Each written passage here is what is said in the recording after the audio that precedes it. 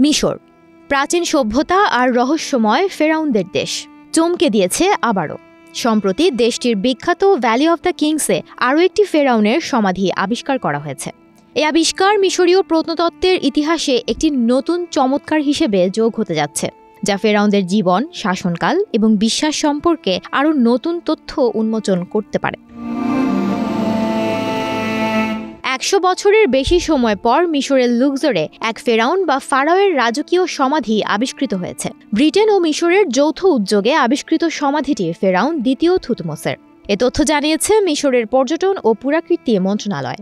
এ মন্ত্রণালয়ের তথ্যের মাধ্যমে বার্তা সংস্থা রয়টার্সের প্রতিবেদনে বলা হয়েছে, রাজাদের উপত্যকা বা দ্য ভ্যালি অফ কিংস পশ্চিমে মিশরের 18তম রাজবংশের ফেরাউন দ্বিতীয় থুতমোসের সমাধি পাওয়া গেছে। 1922 সালে রাজা তুতানখামুনের পর এই প্রথম কোনো রাজার সমাধি আবিষ্কৃত হয়েছে। প্রায় 3500 বছর আগে রাজত্ব করতেন রাজা দ্বিতীয় থুতমোস। 1922 সালে সর্বশেষ রাজা তুতানখামেনের সমাধি আবিষ্কার হয়েছিল দেশটিতে। মিশরের 18তম রাজবংশের বাকি সব শাসকের সমাধি খুঁজে পাওয়া গেলেও এতদিন পর্যন্ত দ্বিতীয় থুতমোসের সমাধি লোকচক্ষুর অন্তরালে ছিল। সমাধির উপর অ্যালবাস্টার পাত্রে রাজা দ্বিতীয় থুতমোস এবং তার স্ত্রী রানী হাতশেপসুতের নাম খোদাই করা ছিল। এটার কারণে প্রত্নতাত্ত্বিকরা সমাধির পরিচয় নিশ্চিত করতে সক্ষম হয়েছেন।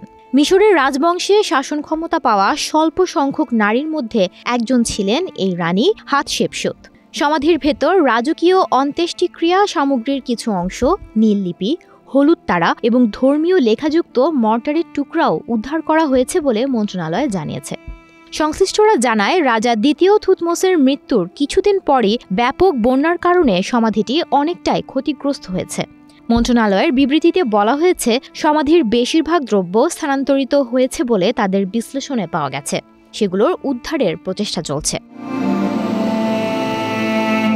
এর আগে 1922 সালে মিশরের কিশোর সম্রাট ফারাও তুতেনখামুনের সমাধিস্থল খুঁজে পাওয়া যায়।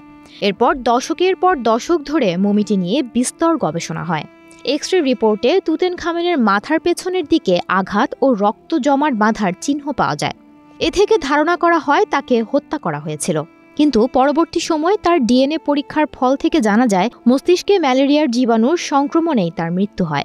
বিজ্ঞানীরা মনে করেন, মা বাবা পরস্পর ভাই বোন হওয়ায় জিনগত সমস্যার কারণে মা বাবার কাছ থেকে রক্তের কোনো রোগ পেয়েছিলেন তুতেনখামেন এবং এ কারণেই মৃত্যু হয়েছিল তার।